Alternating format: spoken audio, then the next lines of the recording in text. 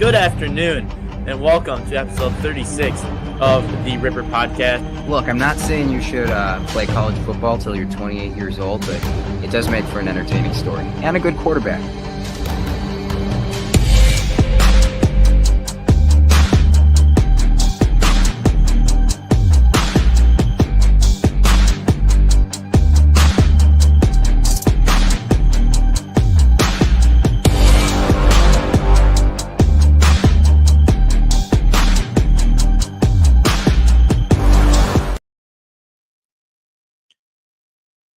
How we doing? Welcome to episode 55, double fives here of the Ripper Podcast. My name is Ethan Rollins. Thanks for joining me. We got a fun one. Massive weekend in fighting, boxing. I can't say I know a whole lot about that, but a massive weekend at the UFC, and then obviously the Jake Paul versus Tyson fight. Belleville Cinderella story comes to an end. We're going to be talking some Thanksgiving food. It's about that time of year. Massive weekend, college football, NFL, a lot to talk about. Joining us right away today is the man, the myth, the legend, coming in from a rainy Tulsa, Oklahoma, Elsen. How we doing, buddy?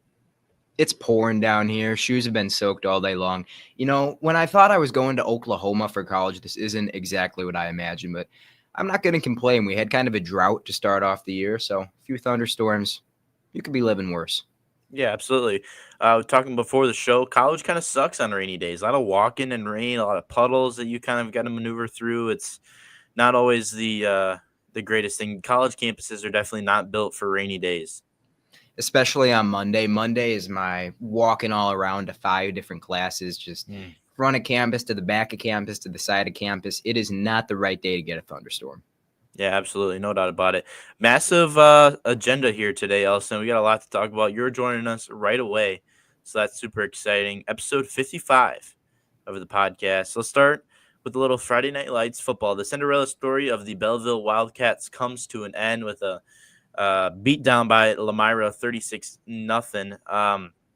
Belleville, the running game was kind of the story of the day. Logan Dirk, Belleville running back, has kind of dominated for Belleville. He's kind of been their leading guy who's gotten the job done on offense. They had until their hands full with Schomburg, who is the Lamira running back. He had a massive year coming into this one, high expectations as well. So it was a matter of the running game. That was kind of the matchup to look for. How can they combine? Belleville got outrushed 269-76, so almost 200 yards outrushed. Didn't quite get the job done. Schomburg specifically, 30 carries, 224 yards, and 2 touchdowns. That kid's a stud, having a year. I think he's got to be very close, if not already eclipsed that 2,000-yard mark now on the season. So very good. Couple turnovers, 2 to be exact, for the Wildcats via the interception. So that's the story. Couldn't quite get that goose egg off the scoreboard, but what a run. A team that barely made the playoffs as an 8 seed, ended up being the 1 seed, and continue making a run, 1 game away from Camp Randall Stadium. A Belleville team that seems like they're going to be in good shape going forward, but no more area teams remaining in high school football going into the state championship, something that we kind of really haven't talked about the last couple of years. But here we are, and state championship of football. There's scrimmages and some of the first games of winter sports starting up now. It's a good time in high school sports, and we're going to keep it moving, though. Tyson and Paul, what a fight this was. Elsen here to talk about it. He was like, I got to talk about this. Elsen, give me your thoughts on this. What a lame fight this was. I went in with low expectations. I've never been a big pay-per-view boxing match type of guy. And I know this one wasn't pay-per-view. It was on Netflix. We'll get into that later. But this is exactly what you would expect, just thinking about the worst that Mike Tyson versus Jake Paul could look like. I mean, a slow old guy who doesn't look like he wants to be there. And Jake Paul, Jake Paul's an okay boxer. Just kind of looked like he was pulling some punches to me. Maybe some respect for the old man. I don't know. This one was rough. I'm glad that I didn't watch. I watched the highlight reel, and that was too much. So, yeah, this was kind of an entertaining thing. I don't know what's a bigger storyline, Tyson, or I should say Jake Paul beating Mike Tyson, or Netflix selling the show. Not sure if you kept up on this, Elsen, or if do you have access to Netflix in Tulsa? I actually do, yes. And Did you attempt to watch it at all? And were so you able I to? looked at the summary of the first 2 rounds, and that was going to be making my call because I had stuff to do, living a busy lifestyle down here. Absolutely. And after I read what the fight was looking like, I decided, nope, we got better things to do, and I do not regret that decision. So I didn't have to deal with the Netflix issues, and I didn't have to deal with the ugly boxing match issues. Yeah. So Netflix, the infamous 25% loading screen. You can find the picture on our Instagram and Facebook page. But yeah, it's a tough one. It was for my family watching it. We allocated our entire night for this fight. We started watching with either the first or the second match. I don't know if they call them pre-matches or what they call them in boxing, but we watched that and on. Um, and we were able to watch the beginning part, pretty good entertainment. And then all of a sudden started loading, and in the end, we're not able to watch it. Couldn't get it to load up. We could watch it from the beginning, but it just never was able to really work out. Um, and so it kind of turned into the point where you're, scrolling through Facebook, looking at everybody else's reactions, complaining about how they're not able to watch the fight and this and that. Um, They crashed the site. I believe 150 million people tried to watch it. Actually, 60 million people is what the number I saw actually today, I think. But I think Jake Paul said 150 million people. There's something about like there was more people watching illegal live streams of the fight than there were like the next highest pay per view or something. I don't exactly know that, but some of these crazy stats that were out about it. Obviously, the hype was real around it. Everyone was talking about it. You had the younger demographic with Jake Paul, and then you had the middle-aged and older demographic with Mike Tyson, and so a lot of people had a lot of interest and involvement in this, a lot of betting and different things that kind of went with that. But I got to say, our story is interesting. So ended up watching this fight, started to lag, whatever. So we resorted to TikTok Live, trying to find someone who was streaming it on TikTok Live. We would find one and we'd be like, okay, we're gonna try and get this one better. And I ended up airplaying my phone onto the TV. So we're watching TikTok Live on our TV via my phone. Bounced around to a couple of them. Ended up watching with. I ended up actually. I tested YouTube Live. There wasn't really much, live on YouTube. Looked on Stream East, which is an illegal streaming platform. I will admit. Usually pretty reliable. Got it for a little bit, then it kind of started to lag itself, and then I ran into the ad block, so that didn't work. Went back to TikTok Live, found the man by the name of Francisco on TikTok. Francisco, he had some funny commentary, I will say, and part of that, but he just had the camera on his TV. It worked out, so we were watching via Francisco's TV. I'm not sure if Netflix like crashed out in certain areas of the country or how like he was able to watch it, but we weren't. But needless to say, shout out Francisco on TikTok. He was really advertising that he'd also be live streaming the John Jones fight the next night, the big UFC fight. So I think he gained a lot of followers. He was very thankful. But shout out Francisco. He came in clutch with the TikTok live. We were able to watch the entire fight. But like you said, it was kind of disappointing. Elson, do you think it was scripted? I think there is definitely some scripting going on, not like choreographing the punches or anything like that. Because if they were choreographing it, it would have looked a whole lot better. But I definitely think there were some contractual clauses. I'll say no one was trying to hurt each other. I think that the victor was kind of decided ahead of time. I just don't think that Mike Tyson at 60 years old or however has it in him after not picking up the gloves for 20 years or so. I don't know. I thought it was a rough watch. However, as quite possibly Netflix's number one hater, I do approve of what happened there. There you go. Yeah.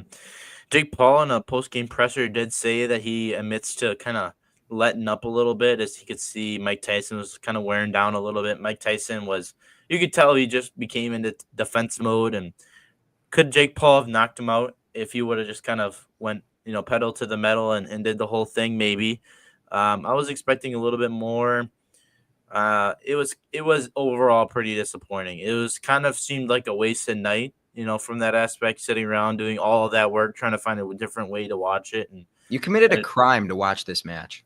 I might have, but I will say the girls' fight before, supposedly that was like a defending champion, like the winners, the somewhat champion of women's boxing or whatever. That was very entertaining. That was better.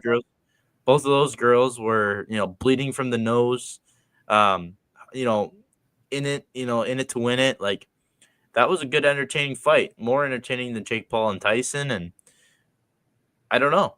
Do you like the new idea though of Netflix instead of pay per view? I mean, in theory, I like it better, but if they're going to do it, they got to do it right. And we didn't see that this time.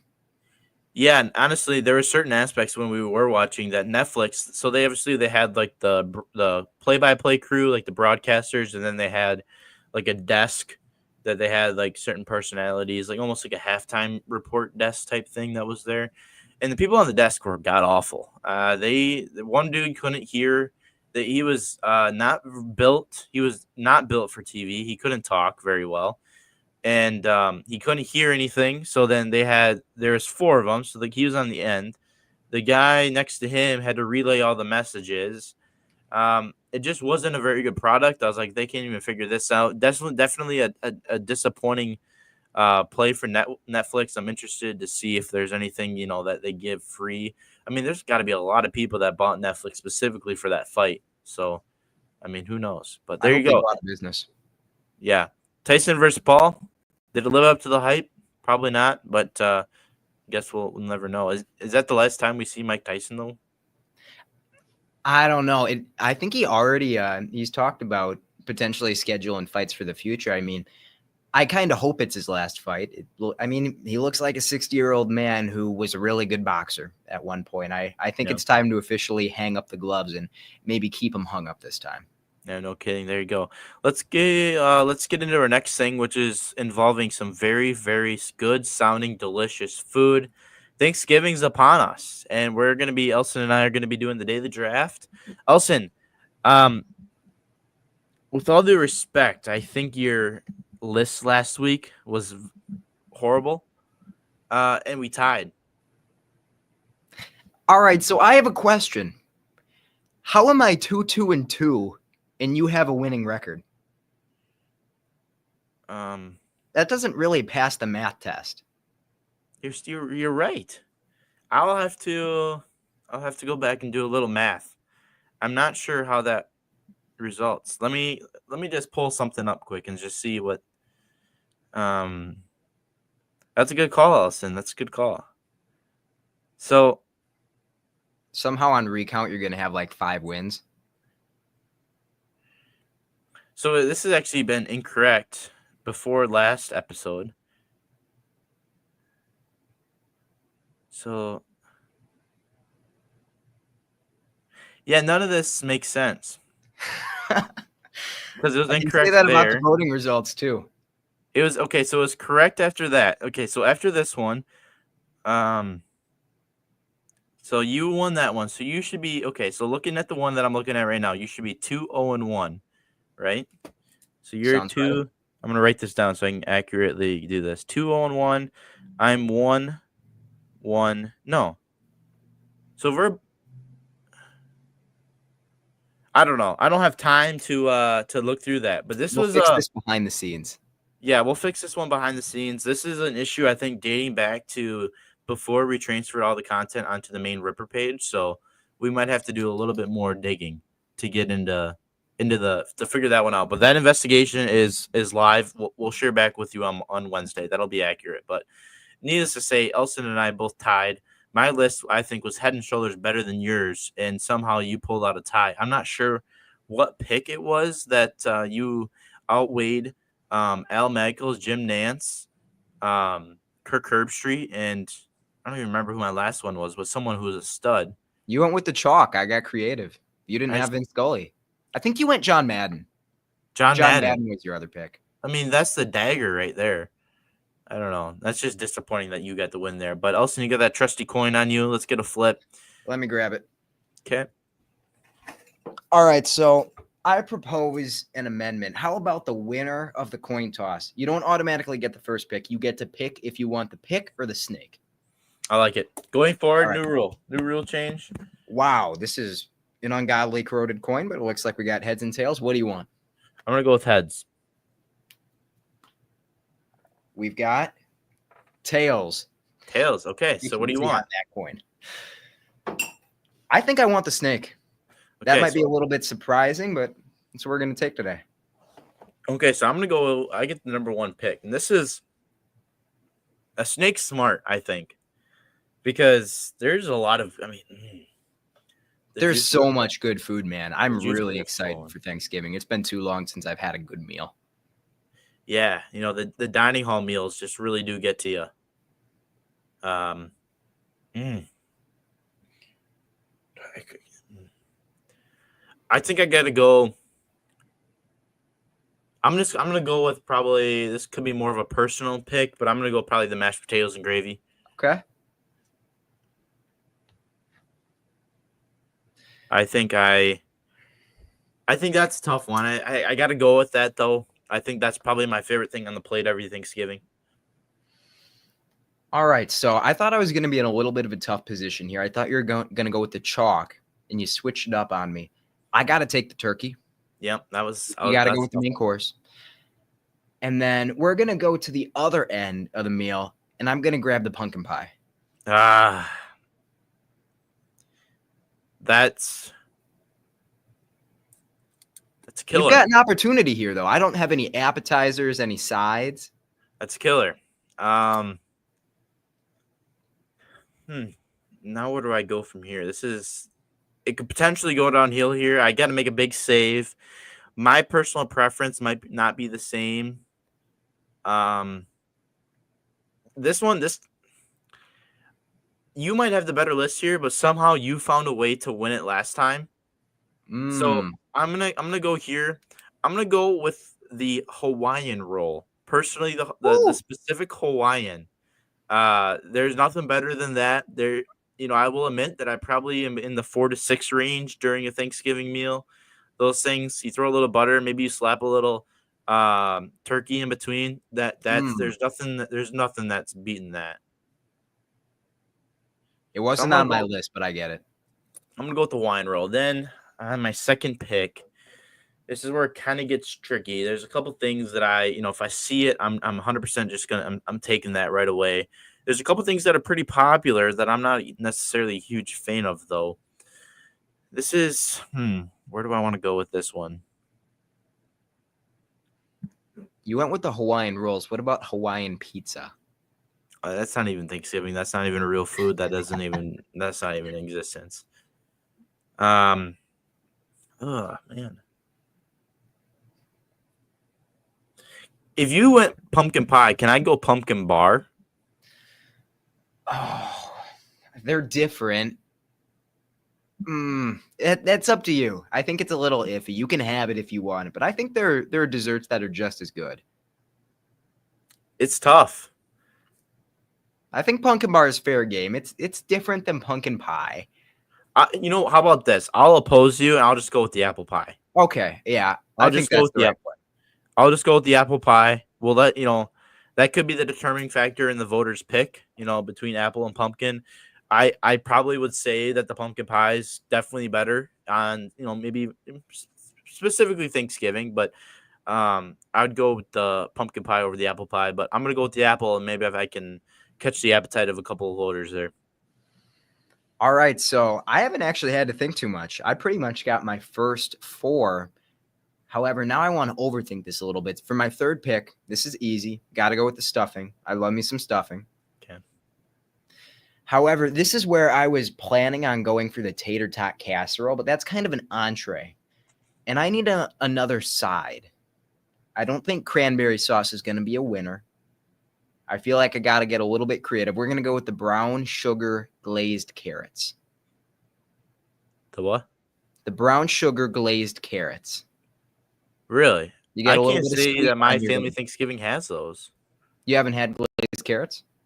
Carrots? Like the orange carrots Yeah, that are and glazed you in brown chop them sugar? up and they're glazed. They're kind of sweet. They're on the softer end, but you still got a little bit of crunch. Not too bad.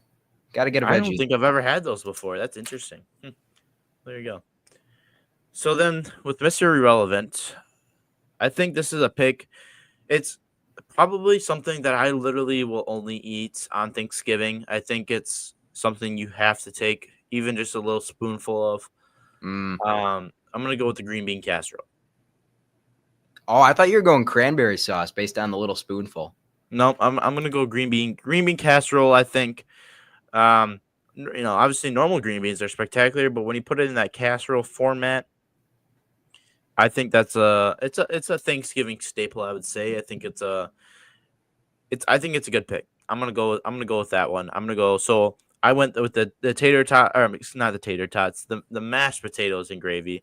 Hawaiian roll, apple pie, green bean casserole. Also went turkey, pumpkin pie stuffing, and the brown sugar glazed carrots. So there I you don't go. We'll think there's see. a loser here. I think we're both winners. It's tough. It's tough. I mean, we both tied last time. I don't know if there's ever been a back-to-back tie, but we'll see. There you go. Best Thanksgiving food daily draft. There you go. Massive week in college football. Not really too many big upsets like we've seen the last couple of weeks. Usually we have a handful of upsets, but a couple of really good games. We're really starting to get a picture here for the playoffs, the new 12-team playoff. But specifically, let's start with the local team. The Wisconsin Badgers played a close one, a nail biter, one that they just couldn't quite pull out against the best team in the country in Oregon. As a result, Phil Longo, offensive coordinator, has been fired, someone who's kind of been getting called for a long time now. Also, give me your thoughts on this game.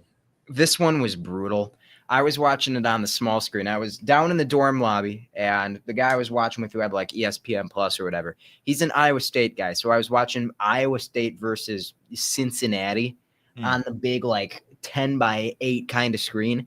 And I had to watch the Badgers almost upsetting the Ducks on the little computer. This one was brutal. This was a shutdown performance from the Badgers defense. I mean, stops in the red zone, great pass rush, messing with Dylan Gabriel. Excellent coverage downfield against Oregon's really good receivers, but the offense just could not back it up. And I think it was time for Phil Longo to go. Personally, there hasn't been anything about Longo that impressed me. We were 1 for 12 on third down. Part of that was Braden Locke. He was 12 for 28 with 96 yards and a pick, but you got to be able to draw up more than that. And the offense just couldn't close this one. As the Badgers, I think if you're going to beat a team like Oregon, you got to really get that run game going. And seems like Phil Longo, that's just not a priority for him. He's wants to run the air raid offense and what he called the dairy raid offense. But yeah, shout out to the defense. I mean, that was a textbook game from our defense, holding arguably the number one team in the country. Specifically, they're obviously the number one team, but arguably one of the number one offenses in the country to only 16 points. That's a recipe for success. And I think 9 times out of 10, you're going to be able to win the games. But tough one for Wisconsin. I think that big play on that fake field goal, I was like, we just lost. And then that they happened. Faked the field goal. Yeah. I mean, Come on. They handed it to us, and we were not able to get to it. But yeah, I'm happy that Phil Longo's gone. I'm intrigued. This will be kind of a fun off season just to see who they bring in and see if we can kind of get back to the classic Wisconsin offense that we know. Tyree Walker, I think, fits that build for the running back that we want. Obviously, won't be here next year, but we'll see where we go the rest of the year. A couple big games. I think Nebraska, Minnesota, obviously, and then a bowl game. So it'll be interesting to see kind of the next steps for this Badger team and what year 3 will look like under Luke Fickell. I've got a last word on this game. Yeah. You know, the game-sealing interception, not to relive that trauma, but it got tipped up and picked off by, nose tackle-looking dude. I looked him up on Wikipedia because I was like, that was like a center fielder catch. How'd he haul that in? Apparently, he's a two-way player, defensive tackle and tight end. Is that right? Apparently. Fun fact for you. Uyungele, I think is his name. Mateo Uyungele? Mateo, yeah. Is he not on your draft board? I thought he was a guy that's going to get drafted high. Is that next year? I think he's next year's class. He's a next year guy? Okay. Maybe I saw that like on a Madden in one of my franchises or something like that. But anyways, Clemson 24, Pittsburgh 20. Clemson just barely survived. This was a good game. Just too many mistakes, I think, from Pittsburgh. It was a good game. I think these were evenly matched teams, but I think there was a missed field goal for Pitt. Nate Yarnell is stepping up as Pittsburgh's backup with Eli Holstein out, and he looks like a backup. On the other end, Cade Klubnik kind of putting the Tigers on his back. He went 27 for 43 with 288 and 2 touchdowns, added a couple nice scrambles and a touchdown on the ground. These were two really even teams. Clemson played slightly more mistake-free, and they get it done on the road. LSU upset. I think it's loss number 4 for them now. How about Florida getting the job done? LSU obviously was out of the playoff picture, but now they're out of the top 25. This one was wild. LSU had the ball for 41 minutes and 23 seconds, and they still managed to lose. And I think the biggest contributing factor to that was Florida's pass rush was just getting home. Garrett Nussmeier was holding the ball way too long. Florida came away with 7 sacks, and ultimately they just finished more drives. Good resilience from Florida. Does Brian Kelly need to be out of Baton Rouge? I wouldn't go that far. I think there's talent on this team. Not quite as much as we've seen in years past. I think he gets at least one more year. I am not a big Brian Kelly fan personally. Former Notre Dame head coach is kind of the rhyme or reason behind that, but I think LSU, no matter who, I think they got enough talent. They're better than a 4-loss team, and there's still time to go. Who knows how the rest of the season goes? Disappointing one for LSU. Louisville, Stanford. A big win for Stanford. High-scoring game. Louisville 35-38. Stanford gets the job done. A team that, like Stanford, you want them to be good, it seems like, but they just never are. There's a couple wins, but it seems like they always find a way. And it was Notre Dame a couple years ago. I was actually at that game in South Bend, but Stanford finds the way to get that win. This was a barn burner, and the Louisville secondary just sold. The defensive line played great. Stanford got 83 rush yards in this one, 2.2 a carry. Louisville's a great defensive line, and they did their job. The secondary couldn't hold up. Stanford's quarterback, Ashton Daniels, he had 6 touchdowns to 8 picks heading into the game. They let him throw 3 scores on him, and Louisville turned it over on downs twice. That's what did him in. This was a really fun game, and it was fun to see Stanford kind of come alive. I thought if we saw this version of Stanford, it would be a great season from their wide receiver, Alec Io-Manor, but it was actually all the other pass catchers stepping up here. Crazy game between Missouri, South Carolina, a couple teams just on the bubble of the top 25, both ranked. South Carolina ranked 21, Missouri ranked 23. 3 lead changes in the last 6 minutes of the game. This is a game where both of these teams are maybe not in the picture for the college football playoff, but right on that next tier. But South Carolina's rolling right now. They're kind of a scary team to watch. And if you're a team that's on the bubble of that the college football playoff, or you're fighting for a spot in the 12th team, and South Carolina's still on your schedule, I'd be a little nervous. So I'm actually not going to be a Missouri hater here. I thought that they played a pretty strong game. This was, I think, the best Brady Cook, Luther Burden game. Missouri did light up the scoreboard. They especially got it going later on. The defense just ultimately couldn't get it done. The defensive line was fine. This was another one where the secondary ultimately cost him the game. And on the other end, Lenora Sellers. He's not going to be in this year's draft class, but he is a name to know. Hyper athletic, 21 for 30 for 353 and 5 touchdowns. Also added 49 yards on the ground. He's just so much fun to watch. This is a really good defensive line that he was going up against, and he was just escaping the pocket every play. It felt like making plays downfield. This one was super entertaining, and ultimately comes away with the game-winning drive and ices it. Arizona State getting a nice little upset over Kansas State, 24-14. Kansas State might be out of the playoff picture. This could have been an elimination game. How about a big win in the Big Ten for ASU? I think K-State gets knocked out. And what a just brutal way for it to happen. Too many mistakes, 2 picks, a fumble loss, 2 turnover on downs, and a missed field goal. DJ Giddens was fine. Their offense was running the way they wanted it to. He had 14 carries for 133 yards against pretty weak Arizona State defense, but they're climbing. Arizona State's hungry. They didn't make mistakes, and they go on the road and knock out K-State. So just a fun game to watch and a brutal way for it to end. Boise State gets another big win, 42-21 over a San Jose State team who's, But keep in mind, Boise State's only loss is to Oregon, which came on a last-second field goal, who is the number 1 team in the country. Boise State's got the resume to be successful. They're currently sitting at the 12 seed as the non-Power 5 divisional winner, but Boise State might continue to make a run up those rankings and actually find themselves in a different seed. When I added this game to the schedule, it wasn't because, this is some big win for Boise State, but they just put their foot down against San Jose. Ashton Jeanty, just doing Ashton Jeanty things, 32 for 159 and 3 touchdowns, continuing to be an elite running back, pretty much their entire offense, but also the Boise State defense, 1.8 yards a carry. San Jose had 0 answers in the second half. Boise State just keeps proving it and proving it and proving it. No doubt about it. I got a little couple questions for you regarding Ashton Genty and your Risers Follow Her segment, but we'll get Yep. there in a little bit. Tennessee, Georgia, that nightcap primetime SEC game on ABC. We get one of those every week. It seems like now in the new era of college football. But Georgia, it's just someone beats everybody, and it's just a big circle. Georgia beat Tennessee, so here we go again. We got a whole nother conversation. Big win. Carson Beck looked good. This Georgia Bulldogs team looked resilient.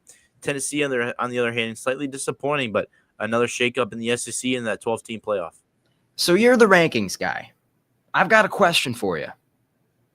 Is it an option to just rank all the SEC teams the same? Like have them be like 4A, 4B, 4C, 4D, 4E? Is that an option? I'm here for it. It's tough because, Tennessee might be Georgia, but I'm just going to spitball this, but I don't know for sure, but Georgia might be Alabama, and then Alabama beats Tennessee. So it's like, okay, who's actually better here? Because they're all beating each other. It's just a big circle in the SEC right now, and it's hard to actually determine. And to me, it's hard. It really is. It's hard to determine who's the best team in the SEC until we see the SEC championship game. I think we knew that the Bulldogs weren't going to stay down after that really rough game against Ole Miss. That's just not who they are. That's not how they're coached. Carson Beck, great answer, played his best game in about 3 weeks, and Georgia's defensive line showed up, got a ton of pressure on Nico Yamaleava, who has not looked good over the latter half of the season. When your quarterback is making mistakes, it is tough to hang with the Bulldogs, and they showed it at home. Kansas, BYU, thoughts on this one? BYU may not be that good. I mean, how many wins does Kansas have? 3 or 4? Not a lot. I think they had 3 coming into this one. They have to be one of the best 3-win teams in the history of college football. They just play everyone close, but BYU didn't have answers. Kansas just looked better to me. And again, Kansas is better than their record. BYU didn't have a loss headed into this game. I think this shows you where they're really at. I don't think this is a playoff caliber team. Kansas was a team that kind of emerged. They had a breakout year last year, new head coach. They rebuilt that program, kind of like the Indiana of last year, just not as good. And now this year, a disappointing season, which is kind of odd because they got a lot of guys that are returning, including their quarterback. But now they're just playing spoiler. And they just kind of got themselves into that kind of role. Like you said, though, I think they might be one of the best 3-4 loss teams in the country for sure right now, but if not, in a long time. There you go, college football recap. A couple upsets for you. We'll be here to preview the entire college football weekend, Saturday slate on Wednesday's episode. That's what we got. Elsen, though, here with his draft risers and followers. Elsen Gratz, stage is yours. I hope my Wi-Fi doesn't go out for this one. So my 2 risers this week aren't so much guys that had huge weeks against really good competition. These are 2 guys that have been super consistent week over week over week, stacking it up, getting their draft stock up. And the first one is Travis Hunter. We knew Travis Hunter was really good coming into this year, but he has just all the way proved it. We knew he was a good wide receiver. Well, look now, this is a great wide receiver. We knew he was a good cornerback. He has been a shutdown corner, playing some higher end competition and just making plays. 5 catches for 55 yards and a rushing score against Utah. Had a pick. This guy plays special teams. To his stamina might be like the best skill in all of college football besides everything Ashton Genty does. And at this point, we are talking about a top 5 prospect, not just because of the versatility, but I think this could be a top 5 guy just as a pure cornerback, maybe as a pure wide receiver. He is a really special talent.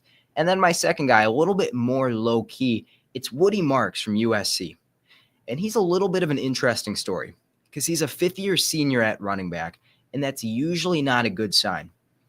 This guy's been a quality starter for 5 seasons in college, and this is his first 1,000-yard rushing season. And the reason for that is because he's a USC transfer. He played at Miss State in that air raid offense. He was mostly used as a pass catcher. And for his last year of eligibility, he went to USC where they're going to use him like an actual running back, and he has proved that he can do it. He's one of the most efficient backs in the country. Excellent vision, just a very mature player, soft hands, doesn't fumble, doesn't drop the ball. He's going to be a great day 1 third down back in the NFL and just an easy guy to root for. And then a guy we're welcoming to the big board is Kyle Williams from Washington State. Look, New Mexico State, not the highest end competition, but he lit them up. 9 catches for 181 and 3 touchdowns. I don't remember who he went against last week, to be fully honest with you, but he burned that game down too. His second 3-touchdown game in a row. He's a guy who's officially put his name on the board. Just a fun deep threat, makes tough catches. An older prospect, but a guy we're going to see drafted in the, I'd say, 3rd to 4th round.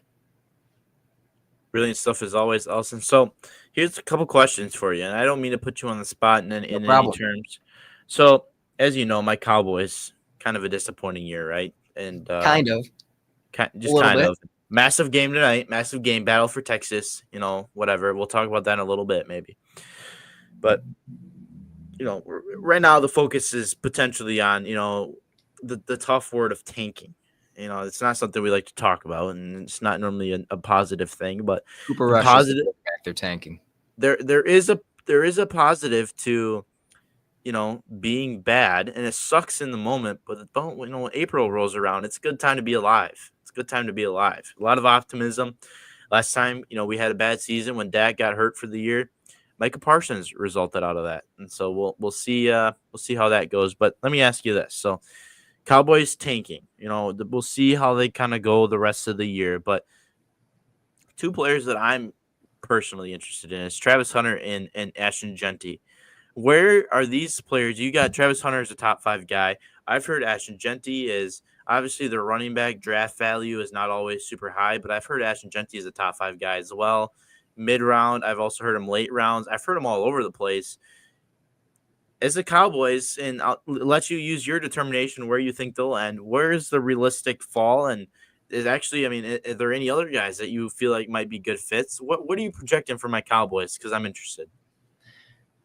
So I think that both those players would be great fits, and I think there's a very real chance that they're both available for the Cowboys because let's face it, Dak is done for the year. Even with the Cowboys starting to get healthy, they're going to be picking high. They also, I hate to do this to you, but they have a lot of weaknesses. I think that they could definitely find a spot for Travis Hunter. They certainly need a new running back. The defensive line is another big need. Ashton Jeanty this year is going to test how high NFL front offices are willing to pick a running back. Because if you remember Bijan Robinson and how hyped he was and how early he went to the Falcons, Ashton Jeanty is that. In fact, I haven't done my official eval or anything on him, just basing this off my summer scouting report, what I've seen him put on the field this year. He essentially does not have a weakness. He's a great athlete. He's extremely elusive. Contact balance, he'll lower the shoulder and he'll run you over. He was actually more known for his pass catching than how good he was at running the football last year. So he's a complete player. And this year he has cut out the fumbles. He had 5 last year. I think he had his first fumble 2 weeks ago. So he's really improved the ball security. He doesn't have any weaknesses. I could certainly see top 10, top 5 in a weak quarterback class. I'm not going to put that off the table because he's an extremely complete player. And what I'm wondering is, and you're a Cowboys fan, you can tell me this. I'm going to shoot you a question right back. Are the Cowboys happy or upset with the Zeke investment looking back 5, 6 or so years later? Like, would you do that again? Would you pick a running back that high? I would. I think in the particular, I think Zeke's tough situation. I think he was a guy who really peaked his freshman or his rookie year and peaked like he is last year in college. That was pretty much his prime, and he progressively got worse as years go on. And look, I still think if we were giving Ezekiel Elliott 20 carries, 15, 20 carries a game currently right now, I think he'd be a 1,000-yard rusher. I do. But we're not doing that. He's lucky to get 10 carries. Rico Dowdle's the featured guy. I just don't think our offense is built the proper way. I think Zeke has the right to, obviously he got suspended, wasn't showing up to meetings. That's not necessarily good, but he was also not happy about the playing time he was getting. So it's hard to not be happy about the Ezekiel Elliott pickup. He's one of the best running backs when you look at the stats in our franchise history. Obviously, there's been some really good ones. Emmitt Smith headlines that line. He's not the best. He's up there. He's probably top 5 in franchise history.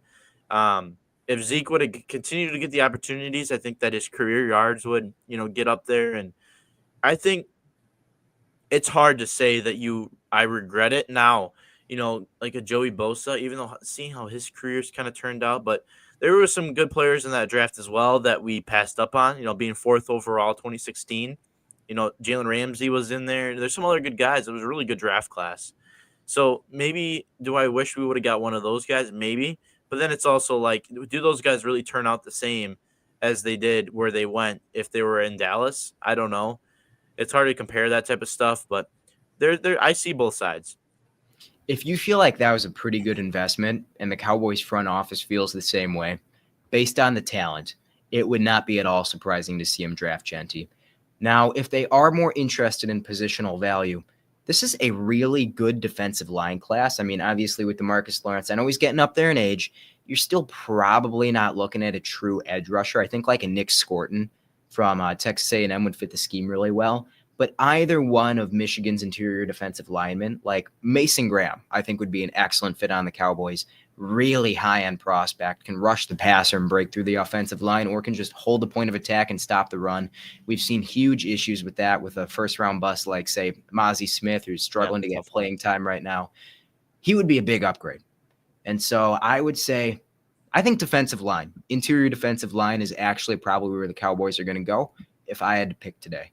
Because I don't think they really need a cornerback. Do you? No, we don't. But, this year really proves the importance of depth. I mean, we're on our fourth and fifth guys. And so, but Travis Hunter's a kind of guy where he can play both ways. And, I mean, Travis Hunter is going to take so much pressure off of a guy like CeeDee Lamb offensively and then allow him to play and be a playmaker defensively. I think that there's definitely a system where he's going to be able to be utilized in. Obviously, I think Ashton Genty would be a good fit and solve that run game issue. I'd be 100% be in love with that pick as well. But I think Mason Graham's right there in that conversation with guys that I'd be interested in. I mean, he's one of the few names that I knew coming into it. Obviously, I've learned a lot more as college football seasons went on. But coming into the season, Mason Graham was one of the guys that I didn't know. Coming off that national championship team, he was kind of a superstar on that team, if you would. And so I wouldn't mind a Mason Graham either. But like you said, there's a couple holes that we got to fill. And where's Mason Graham? Is he considered a top 10 guy? Because that's kind of where I'm looking right now. Top 10, top 12. He's top 10 easy. There's a strong case for top 5. It depends on how desperate teams are for QBs. If there's only one QB in the top 5, Mason Graham should go there as well. There you go. Always good insight, Elsen. One more question for you. I got another question for you. All right. If they get a really high pick, are you open to a tackle? Offensive? No. Okay. All right. Here's my process, because I've thought about this. I think Tyler Guyton's going to be okay. I think when we picked him, he was a very raw player. That's he was true. a guy that really did. He was very raw and needed some time to develop. So I think he's going to turn out okay. I think Terrence Steele, it's time for him to go. I'd be interested in trading a Terrence Steele. I think Lael Collins was a much better right tackle for us. And I think we shipped him off for, I don't know, 4th or 5th round pick. If we could, get similar value, maybe a 6th round, let's ship Terrence Steele off. And I want to go out in free agency and let's sign an established tackle. Not necessarily an old veteran guy, but someone maybe in the 28 to 30 range age-wise, and sign a guy on the right side that will help, a good player, not a great player, but a good player, and someone that can potentially mentor and continue to help the development of Guyton, and someone that's going to be established and someone that you can rely on the right side, as Guyton's on the left side. And then you got Tyler Smith, and he's obviously a stud. Zach Martin, we all know who he is, and Cooper Beebe's been pretty good so far at center this year. I think if you did that offensive line's back to being established. I think that's something that I'm really, really looking for, is to sign a tackle via free agency this year. I respect that philosophy. I think it's just more of a efficient signing, and I think that's a position we need to be good now, and that we don't have time to develop. We already tried that with Guyton last year. I think it's a position we need to get now. Let's get into a little bit of that NFL talk. Thursday night football was a fun one, but the Eagles prevailed 26-18 over the Commanders. Thoughts on this game, Elsen? Dude, I don't think Washington has the roster to go far. It's an opinion I've had for a long time, and one thing I like to say, every time I get things wrong, I wasn't wrong. I was early. Mm, And I think I was early on the Commanders not being the what were they heading into this game 7-2 sort of football hmm team. Look, they're good. Jaden Daniels is good, but he had his worst game of the season in this one, and I don't think he's figured out. I think he's got too many answers for a team to figure him out, kind of like how RG3 got figured out back in the day. However, if you keep him in the pocket, he gets a little uncomfortable. We've talked about the really high completion percentage and how it looks like Jaden Daniels is playing in slow motion. I think a lot of that is because he's such a good athlete. He knows he can just escape the pocket. He can breach contain and he can buy himself more time. You keep him contained, you keep him bottled up, which the Eagles are really good at doing, Yeah. one of the best in the NFL. He gets a little uncomfortable. He starts sailing throws. I think we saw that. In Philly, man, the sky's the limit. They're already an elite offense. I think they got the players on defense to be really, really good. Obviously, they got some young guys. They're going to have their mettle tested in the playoffs, but this is kind of what I expected to happen. I really did like Philly more coming in. Obviously, you're going to go through, no matter how good your rookie quarterback is, there's always growing pains in that rookie year. I think it'll be interesting to see. There's no doubt about it. Like you said, Jane Daniels is a stud, but it'll be interesting to see is how he can handle his sophomore slump year. That's always something. If he continues to get better at a high level pace, we're kind of seeing, I don't know if you consider this a sophomore slump for CJ Stroud or not, but obviously I think the weapons are hurting him, but it'll be interesting to see how a guy like Jane Daniels handles that. And I think it'll continue to get better if the Commanders are able to add maybe a piece or two around him, continue to bolster that offensive line, and continue to play high level defense like they are. Dan Quinn's got that team rolling. Those dang Green Bay Packers, man. I mean, last week we saw a blocked field goal to win the game for the Chiefs, and that's something that I don't think I remember seeing in my lifetime. And then to think about the same thing happens the next week. I mean, come on. Packers win it 20-19. Just a lucky game for the Packers. You guys did not deserve to win this game. First of all, I'm loving it. Bears fans get what they deserve, which is nothing but suffering. So that continues. But oh my gosh, Green Bay. We got to be better. I am not all the way bought in on this team. I don't currently see the Packers as Super Bowl contenders, and I hate saying that because I know the record suggests something different, but we haven't seen Jordan Love be the Jordan Love that we got down the stretch last year. And the defense, I'm just not convinced, man. I know we held the Bears, who put up 3 against the Patriots and gave up 9 sacks. We held the Bears to 19 points, sure, by blocking a field goal at the last minute.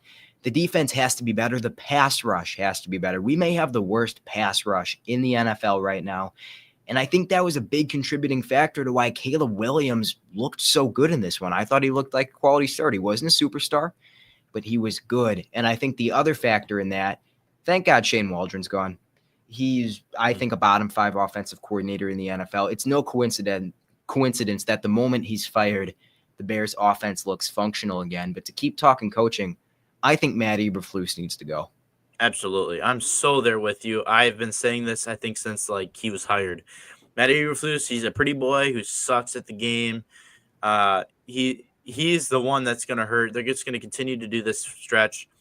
On your note against, or in terms of the offensive coordinator in that upgrade, Caleb Williams, I saw there was a couple plays, and this was one of the games I watched live. There was a couple moments where I thought I saw USC Caleb Williams rolling out of the pocket, making his signature on the run throw, that short motion that he just throws a dart and throws a strike.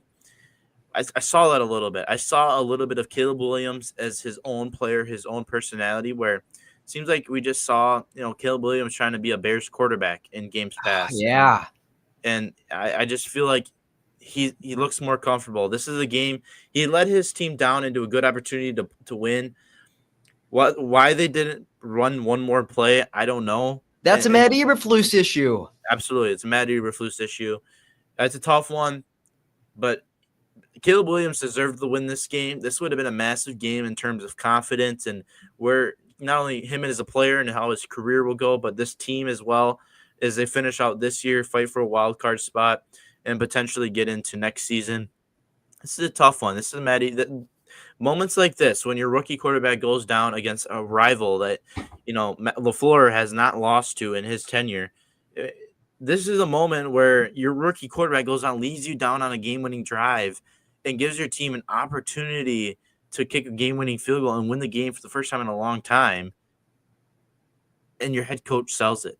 It's coaching to me. It quite literally is coaching. The lack of that decision to kick that field goal or to run another play before running that field goal, and then on the other side, Rick Pisaccio or whatever his name is, special teams coordinator, saying that he expected a block PAT or field goal in this game, and he would be surprised if they didn't get one. Just that preparation, special teams is becoming a bigger and bigger part of this game. Very impressive in terms of that, and not very impressive in terms of coaching. This game came down to coaching, 100%. My official opinion as a Packers fan is I hope they keep Eberflus, and I hope that they bring back Shane Waldron, because Caleb Williams just didn't look uptight anymore. He looked like he was playing to win instead of playing not to lose, and that makes a huge difference. Absolutely. Very good determination there. Ravens missed the game-tying 2-point conversion. This Steelers team, Elsen, there is just something different about Russell Wilson and the boys in the Steel City. They get a big one in the AFC over the Ravens. All right. I've got a take. I feel better about the Ravens, and I feel the same to worse about the Steelers after this game. Because, okay, Pittsburgh got the win at home by 2 points. They needed to stop the 2-point conversion, and they didn't even really stop it. It looked like there was a miscommunication where Lamar immediately sprints out to his left like it's a sprint protection play. The offensive line lets everyone through. He's like buying time, searching for a wide receiver, any wide receiver, and then he just kind of has to huck it up into the end zone. So something went wrong. I don't know if a receiver got knocked down or what, but the Ravens lost 2 fumbles. Neither one of them was on a sack. And okay, sure, those are great defensive plays from Pittsburgh, but knocking the ball out and getting on it, when you're not sacking the QB, that's a pretty fluky play. Lamar threw an interception where he just puts it in Justice Hill's breadbasket downfield. Beautiful throw, and Peyton Wilson, the rookie linebacker, gets a hand in there and rips it out and makes one of the interceptions of the year. That was a play. Yeah. The Ravens missed 2 kicks, which Justin Tucker, wow. I mean, what a fall off. Now, I think there's some issues going on with the holding. I saw a YouTube video, shout out Isaac Punts on YouTube, about the holding issues, and I was watching the hold, and it was high. It was a high snap and had to spin the ball around. So still, he's got to make those kicks. So that's points left on the field for Baltimore. And the offensive penalties, just ticky-tack stuff, ineligible man downfield. Baltimore still almost won this game on the road despite all of that. It was a good game from the Steelers defense, but I thought that Baltimore secondary looked better. Brandon Stevens has been a problem this year, is out there making some plays. I think the Ravens are fine, and I still have concerns about the Russell Wilson offense.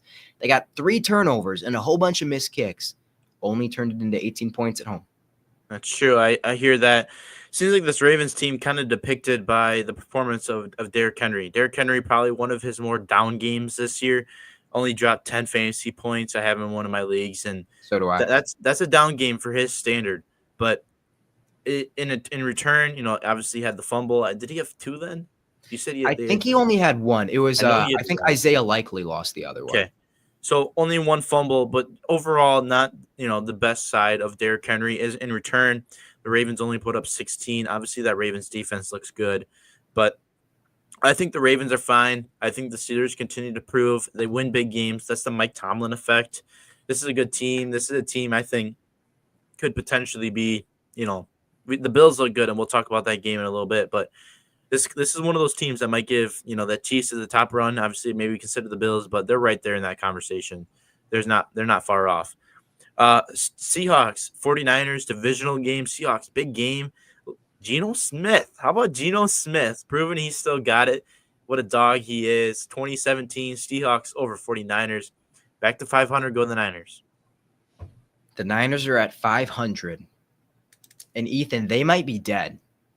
I don't want to speak too soon, but if the Cardinals just have an okay end of the season, the wild card is closed off in the NFC. They're not catching anyone. It's going to be the Commanders, Vikings, and Packers almost certainly. They got to win this division, and I think the wheels have fallen off. I am out on the 49ers. They can be dangerous. There are games when they're dangerous, but they are banged up right now. I think they're in a funk, and Seattle came in after that rough loss last time. Seattle's had a lot of tough losses. Yeah. and they played with attitude. Like you said, Geno was great. I think that we've seen kind of the worst side of Geno for a couple of reasons this year. One of them is him and DK Metcalf are never on the same page. DK Metcalf is an awesome receiver, a fun player, not necessarily always hitting the right landmarks in his route, not necessarily always boxing guys out. So there's a frustration. However, it's also been the pass protection for Seattle. Geno does a really good job of mitigating it. He doesn't take a lot of sacks, but he is constantly under fire almost immediately. He wants to throw it deep, and he can't do that when the pass rushes in his face immediately. Seattle got Abraham Lucas, their starting right tackle, back from IR, his first game of the season. It made a big difference. All the Niners have to rush the passer with is Nick Bosa. They are beat up on the defensive line. Nick Bosa exits midway through. Geno Smith makes him pay. And now the NFC West, after the Rams win, it's wide open. No doubt about it. That's a fun division to be able to keep an eye on as down the stretch with the Seahawks, the Rams, the 49ers. It's a fun division, no doubt about it. Potentially game of the year. This was a fun one. Chiefs, Bills. Bills get the job done. What a game, Josh Allen. You know, I want to hear your thoughts on this game. So I picked the Chiefs to win, mostly because of the injuries in the Bills receiving corps. They were down Dalton Kincaid, the starting tight end, and then Keon Coleman, the second perimeter receiver. Amari Cooper did play. I couldn't care less that the Bills won this game in terms of my pick. I'm happy about it. Kansas City finally lost, and what a fun way for the undefeated year to end. I mean, Josh Allen put the Bills on his back. It didn't matter that they were down all these pass catchers. He was making big throws. He looked like he was seeing the game in slow motion under pressure. And the gutsy fourth down play call, instead of kicking a field goal to make it, I think it would have been like a 5-point game and give Patrick Mahomes the ball back with 3 minutes. They come out there on like 4th and 3. They go for it. Josh Allen drops back to pass. There's nobody open. He scrambles up the middle, gets the first, and then he like puts a stiff arm down on one of the Chiefs linebackers, and he tucks the ball on the other side, and he's like taking a safety for a ride. And then the other safety comes over and lays a hit on him. Touchdown. Just the ungodly play strength of Josh Allen. This game was so much fun. It was good to see the Bills win. They're a fun team. The Chiefs finally get what they deserved. We know they're mortal. These are two good football teams. I was happy to see Josh Allen finally get his win. This is a big, fun game. Elsen, quickly, do you think that this is not the last time we see these two teams? I'm not going to bet against us seeing Chiefs-Bills again. Come on. Why would you? These are two legit teams. Absolutely. It seems like maybe 1 and 2 in that AFC side, but like we mentioned, the Ravens, the Steelers, there's some other really good teams there in the AFC, including potentially the Chargers. What a fun game this was. This was a blowout for most of the action. I even was at a point where I made the comment where like I feel like Sunday Night Football games have really just fallen off. They're not the premier game. Like, why are the Chiefs and Bills not Sunday Night Football? Why are they not the primetime game? But here we are. Bengals made a comeback. They made a good game, and Chargers just prevailed. What a game. Evan McPherson continues to have his struggles, makes 2 kicks down the stretch. But Jim Harbaugh effect in full blow. Justin Herbert looks like he's having a good time. This game may have been my best NFL prediction of all time because I thought it was going to be a shootout that the Bengals lose in heartbreaking fashion to get their playoff hopes dashed. And that is exactly what we got. So I'm happy with the way we saw it unfold. The Chargers jumped out to that big early lead. It was like 24-6. And you know what? About 90% of me knew that the Bengals were going to come back because Joe Burrow refuses to go quietly into the night. He has this second half gear where he puts the team on his back. He finds his guys, Jamar Chase and T. Higgins, and he dragged the Bengals back in this one single-handedly. I mean, obviously with Chase and Higgins, who was back, that was a big deal. It killed me in fantasy because Mike Gesicki got 0 points for me, basically out of the lineup with Higgins back in there. But ultimately, it's just another instance of the guys around Joe Burrow letting him down. They should have won this game. He gave Evan McPherson 2 opportunities to jump out to the lead. Ultimately, the Chargers get the ball back. J.K. Dobbins finishes it off with a rushing touchdown. I thought we might see another blocked kick here. It seems like blocked kicks to win games or avoid losses happen every week now, but no. Yeah. The Jim Harbaugh Chargers said, no, we're not going to leave it up to that. We're just going to have J.K. Dobbins run for a touchdown. I don't want to say the Chargers are contenders. I think we saw some of the issues in the secondary where they're well coached, but they don't necessarily have the guys. But this is a really good football team because Justin Herbert is a really good quarterback, and this is one of the best coached defenses in the NFL. They play hard every single week. They could make a deep run, and as for the Bengals, man, Joe Burrow has to be the angriest person in the world right now. Is the Bengals the AFC version of the 49ers right now?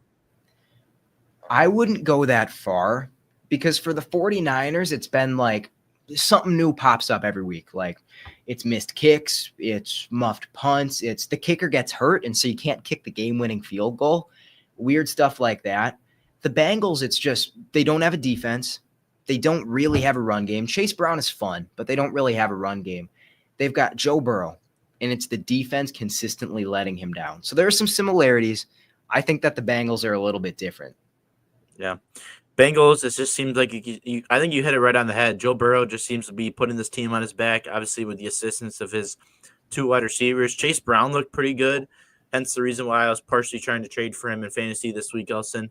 But this defense and special teams just letting this team down hand in hand. I think that the defense coordinator for the Bengals, I forget his name, but I think he's not a bad coach. Lou Anarumo. No, he's not. He's supposedly a really good DC. And it seems like in past years, it's been him versus Steve Spagnuolo in big AFC games between the Bengals and the Chiefs. And they're just the defense and that offense and the special teams specifically in the kicking game, just letting this team down, not exactly going how they want it to. Tough one for the Bengals. Tough season for the Bengals, but the Chargers team, yeah, they're basically out of the playoffs. The Broncos got a big win. They look good. They lose the head-to-head versus the Chargers. They're out of time. Yeah, tough one. But the Chargers, though, Chargers a team that, they I think Sunday Night Football NBC, they showed a graphic of, the quarterbacks that the Chargers have played this year, and it hasn't been particularly impressive, but they just went up against Joe Burrow and got the job done. This is a legit Chargers team. I'm all here for it. Hey, Elsen, last thing on the to-do list is to preview probably the game of the year. Cowboys-Texans, battle for Texas. Texas is the state of football. I had to highlight CeeDee Lamb and Nico Collins. Seems like two big players. I don't know if even CeeDee Lamb's playing or not. I saw the inactive lists come out while we were on air here, but I never got a chance to take a peek at it. But Elsen, what's your prediction tonight? I noticed you didn't put the records on there. Was there any reason for that? We haven't done that all year. So I just haven't done it all year. No particular reason. I think records are just a number, and I think there's no issue there, and we'll let the results on the field tonight speak. You're right. 3-6, just some numbers. As for the game, the Cowboys are getting a little bit healthier, to play devil's advocate. I know they've had Eric Kendricks back for 2 games. Micah Parsons made an impact last time. The defensive backs, I know, have gotten healthier. Do they have both Bland and Trayvon Diggs back for this one? I want to say Bland's coming back for this game. Trayvon Diggs is in town. I want to say Bland is back, but I'm not 100% Bland sure is back. on that. Diggs, I'm not sure about. Okay, I would say then yes. Diggs played last week. I don't know if there's something new that I don't know about, but as far as I know, Diggs is playing. If Bland's back, then, boy, watch out, Texans. Watch out, Texans. CeeDee Lamb, I think, is supposed to play. I haven't seen the injury report, but he was like a late questionable ad. Seemed like he was going to be fine. The Texans are beat up. No Will Anderson. Nico Collins is back, but who knows if he's going to be 100%. They're even more banged up along the defensive line. Folu Fadukasi are starting defensive tackles out. It doesn't matter. The Texans, I think, are going to run the ball. The Cowboys live in base defense with 3 linebackers, and they still can't stop the run. Nico Collins is a matchup nightmare on anyone. I don't think that Dallas is like as dead as we saw last week, where it's just hopeless against Philadelphia. I still don't see a major path to victory. I think CJ Stroud knows how to win these types of games, barring something insane happening with Micah Parsons and conjuring up like 5 sacks. I feel good about Houston to win. I got a couple things to say on this, and I'll start here. I think This is a game where I think if the Cowboys can find a way to win this game, I think there's a little bit more optimism going into the rest of the year. Going in one more week, and then we have the Thanksgiving game. But if they lose this game, I think it's to the point where we're saying let's tank. Obviously, I when thought you you were don't have saying Dak that 2 weeks Prescott, ago. huh? I thought you were saying that 2 weeks ago. Well, maybe it's a week to week game. I mean, that's just the story of the NFL. That's how the league's set up. But in my head, it's a situation where Cooper Rush. I think the Cowboys are going to come up with a much better game plan for Cooper Rush. I think Rico Dowdle has a big game on the ground. Maybe we'll even see Zeke get involved. Jerry Jones might have been watching earlier on the podcast, but I think there's a better game plan coming into this game for Cooper Rush. I think that they just have to. If they don't, let's get rid of McCarthy because, we're pretty much at rock bottom last week with Cooper Rush's performance. I think there's a little bit more of a clear cut package for Trey Lance in terms of run game potentially, but I think we got a much better game plan with Cooper Rush coming into this game. I think last week was the first time in a long time where Micah Parsons he's such a good player where he almost isn't producing anything on the field, but the game plan is so geared to stopping him for other teams' offenses that all their players are making impact, especially on the other side, other linebackers, different players like that. Last week was the first game where I really thought Micah Parsons made an impact, and he was a guy that made things happen. He forced fumbles, he had sacks, he was all over the field making plays. When you game plan for that and you're still able to make that happen, that's something that's really impressive. I think Micah Parsons has a good rest of the season, and I'm intrigued by it. But I'm hoping for a better game plan for Cooper Rush in this offense. Let's get CeeDee Lamb involved. I just traded for Jake Ferguson in one of my fantasy leagues. Let's get him involved going down the stretch. But this is a good Texans team. Obviously, I don't have very high expectations, but Monday Night Football, AT&T Stadium. I saw part of the roof fell down at AT&T Stadium. Not sure if that had an effect from the fight over the weekend, but no one was hurt. We're still good for game time. I'm excited for it. Who knows? It's always you can't you only get 17 games plus maybe usually for the Cowboys it's only one extra playoff game, but you get a couple extra games and we only get football for so much of the year and you can't take any of it for granted. There's a world where the Cowboys keep this close if they do come up with a better game plan for Cooper Rush. He doesn't need to be as bad as he was last week. He's not that bad of a quarterback. No, he led us to a playoff opportunity when Dak had his thumb injury. He was out for 4 to 6 weeks maybe a couple of years ago. Ended up coming back for the playoffs. I think that was the year that we beat the Buccaneers and put Tom Brady in retirement. Cooper Rush is probably, in my opinion, I've always thought Cooper Rush is one of the better backup quarterbacks in the NFL.